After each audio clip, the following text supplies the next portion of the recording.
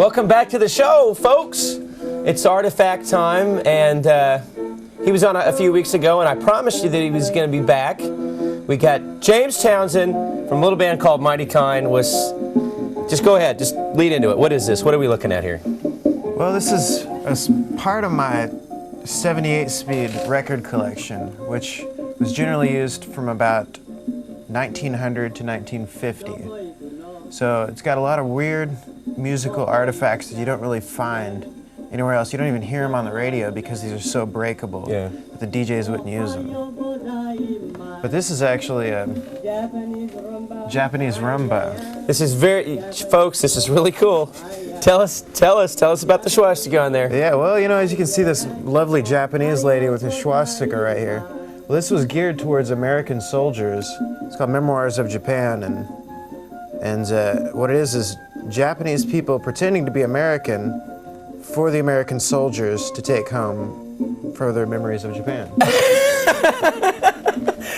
What a crazy war that was, wasn't it? And that's what we're listening to now. This is really cool. What else and before we get any further, so, you know, I normally, folks, you watch the show, you know, when I have an artifact out, I'll try to give a decade that it's kind of from, or maybe a specific year if it's that type of thing.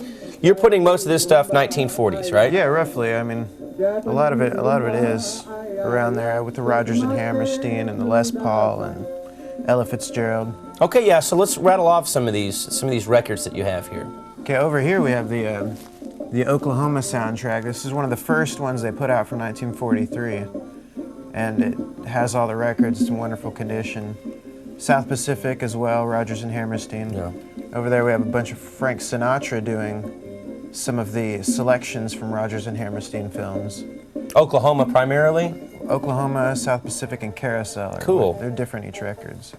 Yeah, we were talking before we got to taping this about how Rodgers and Hammerstein probably just had a bank back up to the back of their house and just dump money in there. It's amazing. They made a lot of money back in the day, and they're still regarded as one of the premier writers for that kind of stuff. Just of the whole spectrum of it. It was great. Let's talk about the player itself. What do we got here? Well, this is it's really hard to find a record player that has 78 speed, and this is one I found probably, I don't know, this is a schoolroom one. Music room is what it says on it, but you know, they just... It's really cool. It's in incredible condition. And folks, I've said this before, and I've said it again, and I'll say it again, and I'll continue to say it. This stuff was made, like this player was made back when America got it done.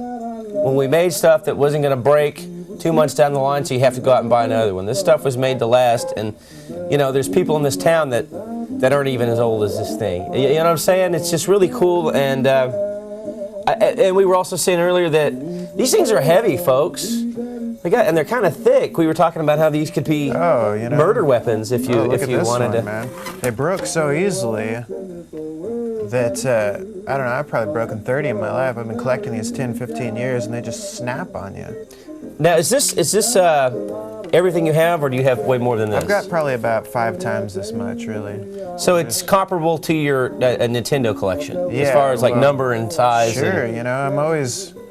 Every time I find a lot of 78s, I try to thumb through and see what's add to my collection. So if you have any, or if your grandma has any, you know, sure, bring them to me.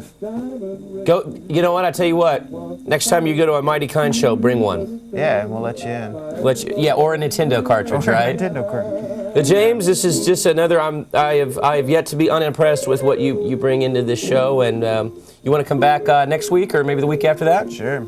Cool. Sounds good. And folks, we're about halfway through. We're actually just over halfway through this second season, so we've got about nine more episodes left. So expect to see James a few more times. And I don't know, if it keeps working out, we'll bring you in season 3, by God. Let's just talk about Les Paul real quick. That's Les Paul, the legendary guitar player who made guitars for Gibson. Correct. And then now that's pretty much all he's known as is the Gibson Les Paul guitar.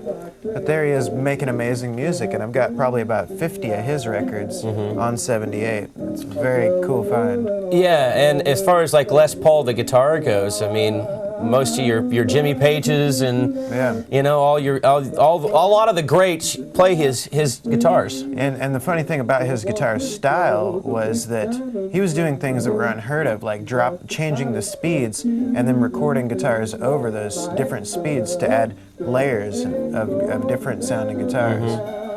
He'd have 8 of his guitars going, then 8 of his wife's vocals going. Cool. Just incredible stuff. Hey, what do you want to hear listen to next? I think we should put one of those with Les Paul and Mary Ford. Okay. There we go, folks. This is a lot of fun. We're gonna have to wrap up the show here in a second. But if you have an artifact and you want to have it on the show, get a hold of me at jscott@intv.me. You can also watch this show online at www.intv.me. James, thank you very much. Absolutely. For stopping Anytime. by. And folks, we'll see you next Monday at 11:30 a.m. with a brand new episode. We'll see you.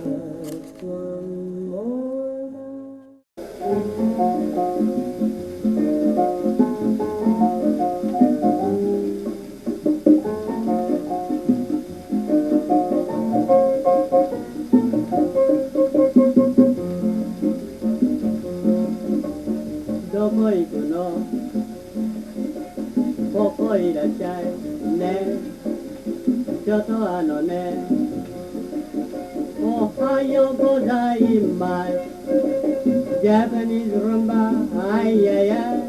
Japanese rumba, ay ay. Japanese rumba, ay ay ay. Oh, hayo godai mai.